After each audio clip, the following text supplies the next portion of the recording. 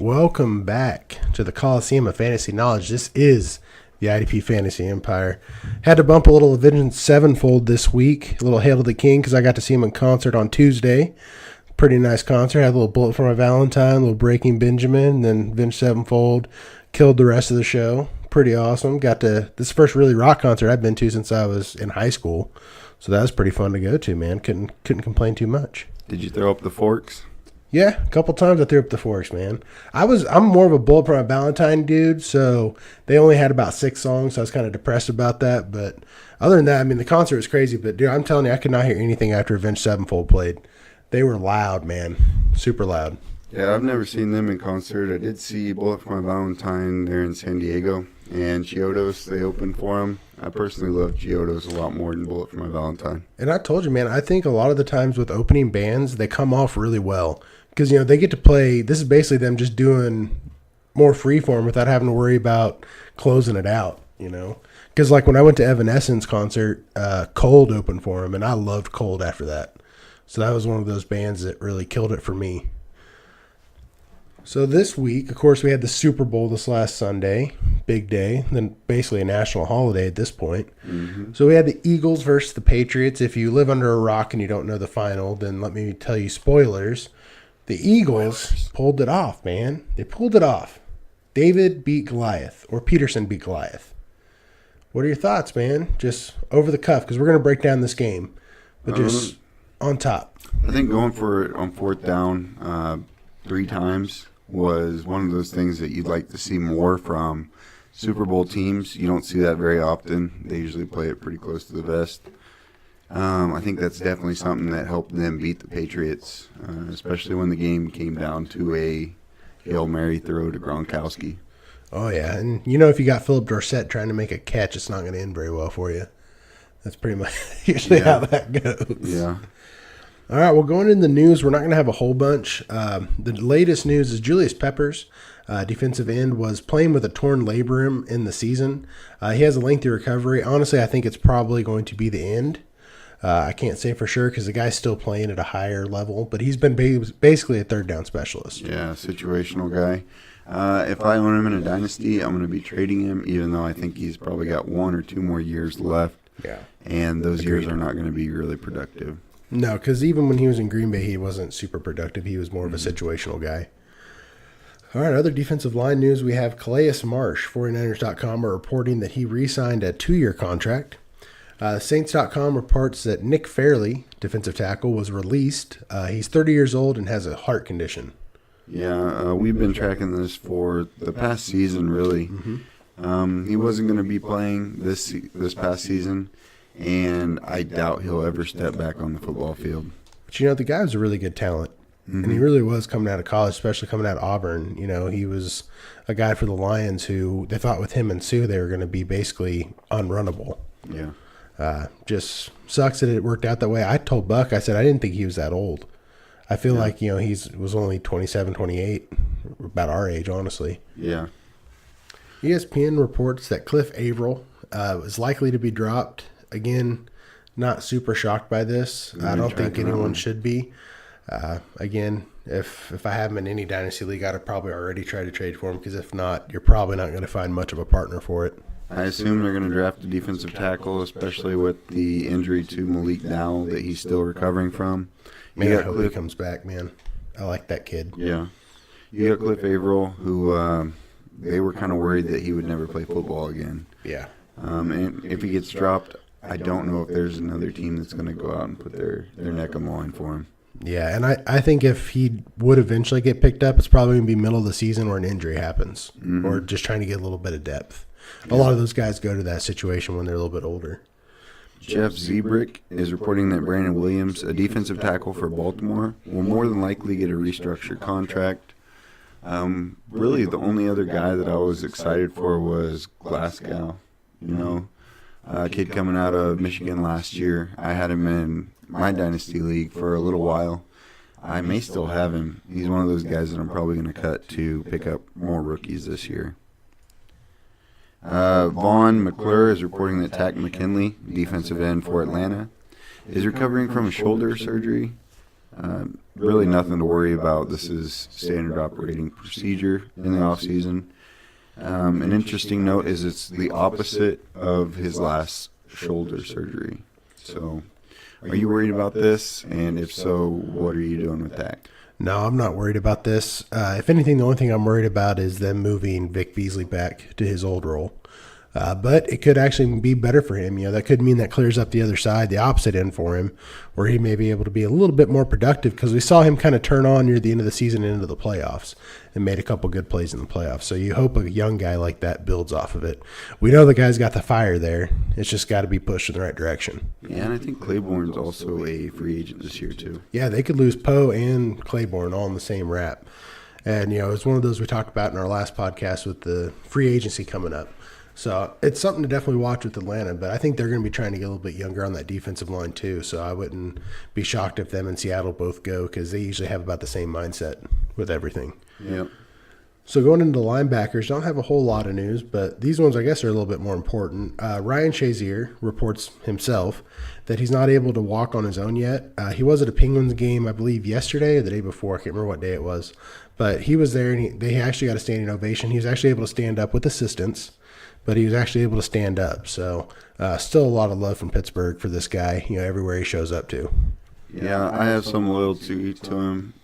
Ohio State linebacker, and I fell in love with him in Pittsburgh the first couple of years. He was always hurt. I am not trading him, but if you're looking to trade him and move on and get Vince Williams, I would go ahead and make that deal, because I think it's going to be a tough road for Shazier to come back and play at the level that he was playing at. I would try to sell high if it's me. Still use that name and try to sell it. Because you got to think about it. He's not getting the tiny little muscle fibers and ligaments in his leg to actually function and fire right now. With a guy that depended so much on speed, how much of that's going to be lost for lack of use, Yeah, it's going to be a recovery road, but I think Pittsburgh will take their time. Again, he is still on the young side, so it's not like we're talking about a guy who's in his mid to late 30s or anything like that. So, there's still hope for an upside, and you hope to see a guy come back from that kind of injury. Yeah, Indianapolis Star, and basically every news report it. Edwin Jackson, linebacker for the Colts, got hit by a drunk driver and was killed. He was basically in his Uber. He was getting sick, and so the Uber pulled over, and he was outside getting sick. And the guy came through and basically sideswiped him. Yeah, basically sideswiped him, killed him and the Uber driver. Both of them passed away. Also, the guy was an illegal immigrant. I guess he'd been deported twice before that. So it's kind of crazy how that worked out, or just the circumstances upon that. Yeah. But, you never like to see a guy who's 26-year-old lose his life under any circumstance. Yeah, that's a sad deal. The unfortunate reality is, which linebackers are you picking up in his absence? Again, he didn't see much of the field last season, but do you think this is a bump to any of these guys? I don't know if it's necessarily a bump, but I think we're going to see some difference in the draft, which the Colts still don't have a head coach, so we don't know what's going to go on and how they're going to draft. Mm-hmm. Moving into the defensive backs, we've got Darrell Revis, who was released by the Chiefs. Again, no surprise here. We kind of expected that. I'll let Paul take the rest of this. Yeah, I think I talked about that on our last podcast with the Chiefs making that trade that was probably going to be the end of Revis, I thought. Andrew Fuller. Yeah. All right, Malcolm Butler, which was really the big talking point of the Super Bowl. Again, we'll probably get into a little bit more detail. I have my own opinion about it too, but basically he didn't play the Super Bowl. He was benched. And there's a lot of speculation of why, what Belichick and Patricia were doing. It later came out that it said that he missed his curfew and there's weed and women, but literally none of that has happened that we know of. Nothing like that has even been reported. Neither Belichick or Matt Patricia have spoke on the matter, which I'm not surprised Bill Belichick hasn't spoke on something. So the guy's going to be a free agent. Again, I think he's going to be one of the top guys in free agency for cornerbacks. I just don't understand it, but again, we'll kind of get into the gameplay here in a little bit. Yeah, and I think you may go to the team that is up next. Ian Rappaport reports that David Amerson, cornerback for Oakland, was released and will visit the Bears on Wednesday. Me personally, I think you got the fat cat syndrome where you get the paycheck and then you play like garbage after. The Raiders did did pay him a couple years back, and he hasn't really lived up to the name. Bill Williamson is reporting that T.J. Carey, cornerback for Oakland, is expected to test free agency. With both of those guys leaving, that clears enough space for the Raiders to go out and target a cornerback on the market, and that's probably going to be what we do with our draft picks next year. You got anything on that, Paul? No, I think you hit that pretty good. I think Malcolm Butler would be a decent fit there. And this draft class has some pretty good top talent. If you talk about the probably top 10, there's a lot of good guys that the Raiders could use to plug in. Yeah. Because really they don't have a whole ton of veteran leadership in that backfield. No. So it's going to be a young gun. They're going to have to, it's going to be down to the positional coach, which I don't know who exactly the D-back coach is there, but it'll come down to a lot of that. Yeah, you really only got one guy, Reggie Nelson, as the older vet. You got Carl Joseph, and then you've got Garyon Conley. Really, that's it. The others I wouldn't start. And hopefully we move on from Sean Smith. Rich Kimeny is reporting that Morris Claiborne is in talks with the Jets, cornerback for that team, about extending his I contract. think he's the oldest cornerback in the game? Or is that Newman? I think No, I'm that's thinking Newman. Yeah. ESPN.com is reporting that Cam Chancellor, strong safety for Seattle, isn't expected to retire this offseason. Again, he got hurt. And do you expect him to come back? Yeah, I do. Yeah. I expect him to come back. I think the dude's too much of a competitor not to come back. Yeah. Catherine Terrell reports that Adam Jones, cornerback from Cincinnati, has had a sports hernia surgery. Not a big shocker there. A lot of these guys are going to have procedures in the offseason, so that way they can get back to OTAs. Something to track, though, going into the offseason. Sam Ekstrom reports that Terrence Newman, the oldest cornerback in the league, there we go, is expected to return next season. This has been a talking point all season. I mean, the guy had a good play this year, and he's playing on a pretty good defense, so I'd probably try to return and try to get maybe to the Super Bowl one more time. Why not? Patriots.com reports that Patrick Chung left the Super Bowl game with a concussion. All right, so that basically goes into our big game. I'm kind of like, Buck, take it away. All right, so I'm going to start out with the Patriots. I've got Patrick Chung leading the team with 7 solo, 3 assists. I'm going to read this as 7 and 3. Devin McCourty goes 6 for 1. Lawrence Guy goes 3 for 3. Malcolm Brown goes 2 for 4. And there were no sacks for the Patriots team. However, Harmon did manage to get a pick off a juggled ball from Alshon Jeffrey. I thought Kyle Van Noy played really well. He ends up forcing a one-arm tackle. Later on in the game, he made a tackle through his own guy to get to the ball carrier. Did you happen to see that play, Paul? Yes, I did. That was amazing, wasn't it? It was really good. And another guy that has got a lot of talk this week was the play from Rowe. And a lot of people said that he played bad the first half and then turned it on the second. Honestly, his touchdown that he gave up to Jeffrey really wasn't something that I was worried about because he contested the ball and it was one of those perfect placements by Nick Foles. What are your thoughts on that? I think Rowe got stretched out on a couple plays. Again, I think the touchdown, you pretty much hit that one right on. I know that he got a little bit of help because they started putting Gilmore over on Jeffrey in the second half to kind of slow him down because he was getting a lot of yards. He was eating them up in the yardage. Jeffrey very well could have been the MVP. Very well, if he could have kept going in the fourth quarter. But, like I told you while we were watching the game, that the Patriots are the best at making halftime adjustments, man. That's just what they do. Yeah. And Rowe came up big for the third down stop versus Jeffrey the next drive. That's whenever he got bodied out for that touchdown to Jeffrey. Later on in the game, he broke up the 2-point conversion, which was clutch. Would have really kept the Patriots from a 3-point score. Harrison was disappointing this game. He lacked effort after contact whenever he was trying to tackle people. Harmon did get that interception off a juggled ball to Jeffrey. It was thrown behind Jeffrey. Jeffrey tried to grab it, and he was contested. By who? Eric Rowe. Eric Rowe managed to cause him to juggle it as he was coming to the ground, and Harmon was right there to pick it. Gilmore had his signature pass breakup versus Jeffrey. What I mean by this is the full extension with his back to the ball and his arm out, and he batted it away. Batamosi is a terrible tackler. This is what my notes say.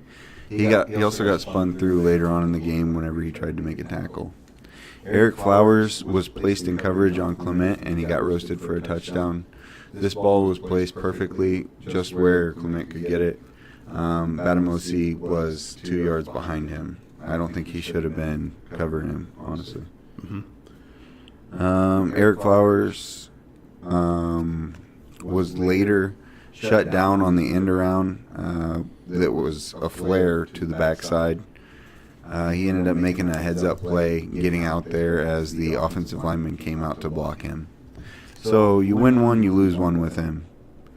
McCourty was making clutch tackles, and he looked amazing in the fourth quarter.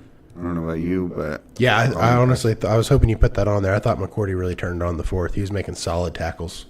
So if I had to pick an MVP for the Patriots, it would probably be... Harrison. Van Noy, honestly. Yeah, I thought Van Noy had a good game as well, yeah. But what's crazy is he doesn't show up at the top of the stat sheet. No. I didn't think Chung was going to be at the top of the stat sheet when I looked at it. Especially with that concussion that we talked about in the news. For the Eagles, I've got Jalen Mills, who goes 6 for 3. Corey Graham goes 5 for 3. Nigel Bradham goes 4 for 3. McLeod goes 4 for 2. And Brendan Graham gets a sack. For the most part, the Eagles played in the nickel. Brady was hit 2 times up to the fourth quarter. And in the fourth quarter, he was hit 7 times after the 2-minute and 21-second mark. Barnett was getting abused on misdirection plays. He was over-pursuing. But later on in the game, Brendan Graham ends up forcing a fumble, and he recovers it. And that was really the kind of the end of the possible tie. And that kind of just made the Eagles run some clock and then make it really, really hard for the Patriots to come back at that point. Yeah, there was actually a guy who just followed us, Pyrolytics, at Pyrolytics on Twitter. He actually had Barnett in his DFS lineup, which they were doing one defensive player in the DFS this week, which is amazing. I love it. Yeah. Hopefully they were just testing it out to see if they could do it next year. Hopefully they add more players than just one, though. I told you, man, once they start adding that stuff, it's going to make IDP so much more valuable. Yeah. People are going to understand what we have been doing for years and why we love it so much. Malcolm Jenkins was giving up almost every throw thrown at him. Jalen Mills was clutch on the third down versus pass breakup. Mills also made a clutch tackle for loss on the third down in the third quarter. You know, I'm just saying Mills could help me out in the fantasy playoffs a little more besides just waiting for the Super Bowl. You know, I really like this guy. That's why I picked him as up. one of our waiver wire guys, you know. And I went and picked him up because of that. So, I mean, it worked out for me. He did have a couple bad games at the end of the season leading into the playoffs that kind of irritated me because I started him and I got nothing. Yeah. And Malcolm Jenkins actually took out Cooks as he went to make a juke to the wrong side. I thought that was a helmet-to-helmet hit. Did you? I thought he was definitely at an angle. I think it was the process of the run. I think, also Cooks kind of was ducking down to make that spin move back across, and so that kind of got him laid out. Yeah. Still, though, he led with that helmet into that tackle. Yeah. I'm not a Patriots fan by no means, but I thought that play should have been called. Yeah. Patrick Robinson got roasted in short area quickness by Amendola. I have that as multiple notes in my notes this week. Cooks tried to hurdle McLeod and was thrown to the ground. McLeod grabbed him, power bombed him. Yeah, he's like, not today. I like that because that actually stopped them from getting the first down. Because if he would have gotten over, that'd have been an easy first. Yeah. And so instead, the Patriots had to settle for a field goal, which I believe they missed. Yeah, there were a lot of missed field goals, a lot of points left off the board. Extra point after attempt, and then 2 field goals. 2 field goals, 1 from each team. Yep. And to Buck's credit, he said it was probably going to come down late to maybe a missed field goal. Yeah. Which could have been, if Patriots would have made one, they could have been in a shot to get a little bit closer. Yeah. I've also got that Hogan beat McLeod on a nasty route that turned him completely around. So Hogan was running a 9 or a go route, and as he was running, McLeod flips his hips to one side, and then Hogan just runs the other way, and then he turns all the way around to try and catch the ball. But Brady placed it right where Hogan could get it, and he ends up scoring on that play. And I don't know if anyone out there took the Vegas prop bet on Hogan, but if you did and you took the over, congratulations, you won a very nice bet. Because that was a big one. The one interesting one I thought was Hogan, because they put him at 2 receptions over 25 yards total. Really? And That's then, stupid. Well, because really he hadn't been used in the passing game that much. They honestly, the way they booked it was going to be Gronk and Mendola. That's pretty much it. Yeah. And so I was like, I took that bet over. Like, I didn't think he can get a touchdown though. That's the one that surprised me. Yeah, and with Cooks leaving, they were down to 4 wide receivers on the roster in the Super Bowl. Yeah, and really the first half we didn't see much from Gronk at all. Yeah. Bradham made a heads-up play, punching the ball out of the wide receiver's hands as he was juggling it for the reception. Gronkowski had a mismatch in the second half on Corey Graham. I was surprised they didn't abuse this more often.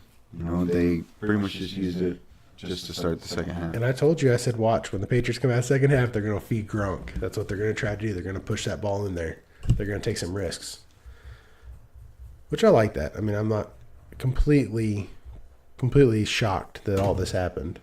Yeah, Darby almost sealed the game with a pick as they were driving down the field. And Brendan Graham, again, got that strip fumble on Tom Brady, and Derek Barnett recovered it. Honestly, that's all I have for this game. My MVP for the Eagles would probably be Bradham, and I wanted it to be Michael Kendricks. I thought Michael Kendricks played well, and I wanted to see him finally make that step. I know he's been on the roster bubble for this team.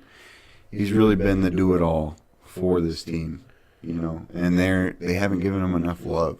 I think if he goes to another team, they would really exploit his talent and put him in a better position to make IDP points. I was really hoping for Chris Long to be the MVP of the whole Super Bowl because I just thought that'd been awesome. Get 2 back-to-back Super Bowl wins. That's pretty impressive with 2 different teams. I don't know. I assume that's been done before. Yeah. Because they didn't really ever bring it up. You know, usually if it's never been done, they like kill it. Especially with Chris Collinsworth, he probably would have gone on about it for like 20 minutes. Speaking of Chris Collinsworth, did you see the battle of Chris Long watching the tape and then talking crap on Chris Collinsworth? No, see, I didn't see that. So please give a little more detail because that's kind of what I was leading towards. All right, so that little pass that they did to Brady, they were ripping, or Chris Collinsworth was ripping on Chris Long because Chris Long didn't go out on Brady. And he's like, that wasn't my assignment, you know? As you're watching these games, there's a tough line in between what is their assignment and are they just pursuing or over-pursuing. And a lot of times you have to kind of read in between that defense and back the tape up, go see what's happening, and get a couple looks at what's going on in that play. And that's really what we're here to do for you guys. That's kind of been our bread and butter all season, to find all these waiver wire guys. Because those guys that are going to come in and play well for you next week, they're probably not going to be on the stat sheet. And that's where we we connect those dots for you guys as fans and as IDP players. Another interesting note that I saw from this Super Bowl was how typically they use Brandon Graham on the outside. They brought him inside and they were creating pressure where the center and the right guard could not block him. They were also doing the same with Derek Barnett. And another thing that both of these guys talked about in their post-game interviews was they said that it was going to take the whole game to get to Brady. And we saw that, 7 hits in the last 2 minutes and 20 seconds. Well, I mean, I'll give you a good parody is when the Giants played him in the Super Bowl. It took them about the whole entire game to get down to the fourth quarter to really start getting to Brady. Mm-hmm. And that's exactly what happened then because they had a stacked defensive line at that time, much like the Eagles did.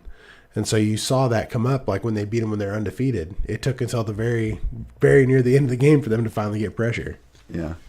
And you have anything else this week? I got one more thing, but I'll let you go first. Well, my 2 takeaways from the Super Bowl, I guess, is 2 plays in one, but the 2 quarterback passes. And, you know, we didn't really mention them as much, but Brady went out for a pass, the one you're talking about, Chris Collinsworth, and Brady didn't catch it. So there's a ton of memes of the Super Bowl just like right on the edge of his fingers and it falls off. So I thought that was funny. And then the one to Nick Foles for the touchdown, I thought that was awesome. Yeah. You know, I like gutsy stuff, man. Like, that's all I always say. It's a Super Bowl. I would be going for it on 4th down if I was in positive territory every time. Yeah. That's just me as a coach. Especially with the lead. Especially with the league, man. Keep hammering it. Like, what is there? Like, you're not trying to save feelings in the Super Bowl. Yeah. They're going to be hurt either. Whoever loses is going to be mad anyway. And I think that was the critical thing that helped them win the Super Bowl was they just kept putting the hammer down. They didn't give the Patriots a chance to come back. What they say in the victory parade today, skinny dogs like fight harder because they're hungry. Because they went with the whole underdog motto. So, it kind of worked out perfect. Yeah. But other than that, I thought it was a good Super Bowl. Again, I'm not an anti-Patriots person, but I didn't want to see them win another Super Bowl. I wanted to see someone else win it. And the Eagles have never won one. And now we know if they win one, they're going to tear down their entire city and eat horse poop. So we get to see that, hopefully maybe a little bit more. I thought that was kind of funny. At least they didn't punch a police horse this time. All right. The last thing I got for you guys is as we come to an end of this fantasy season and the Super Bowl's over, we don't go dark. We're going to be having more podcasts, especially our premium podcast, which are $5. You get it for 12 months. And we cover the Senior Bowl, the Shrine Game, the NFLPA game. We cover every position on defense. And I think there are plans for us to cover offense as well. This is all going to lead up to the draft. And by the draft, we should have everything done.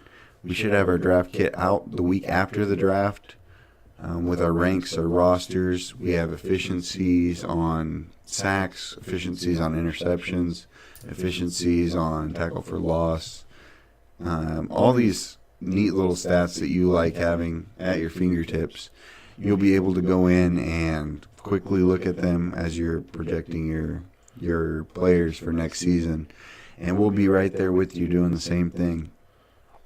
We're actually going to be having a rookie ranking file that's going to have all of our notes throughout our entire process as we go through these positional guys, as we look at the bowl games that these guys are in. And this is really valuable because you could pick up on some stuff that all your league mates won't have access to. And it's not just knowledge now; it's knowledge for the future. Yeah, it could be 2-3 years from now. Because you can see these guys take a guy off a list, anybody honestly, and put that information forward. You yourself can go through and add notes. We're going to also update these too, but it's stuff to know because a guy may not hit on the first year. Yeah. It may take him 3 years, and then when he finally starts coming to relevance, you're like, oh man, I don't remember anything about this guy. So you go back and look at the maybe a couple years prior draft kit, and boom, there it is, pops right up. And I got one last thing for you guys. As this football season comes to a close, spend more time with your family. Make sure you are actively engaging with them and showing them positive support. And go ahead and kiss your kids, but don't kiss your kids like Brady kisses his kids. I knew you were going somewhere with that. I knew Buckles had to be going somewhere with it. Oh, that's so good. But yes, on the sentiments, because especially if you're a significant other, spend time with them because once the combine starts, at least for me, that's pretty much football season's back on. So I only get about a couple weeks. Yeah. And for me, it's back to football. So as we say every week, start building your empire today.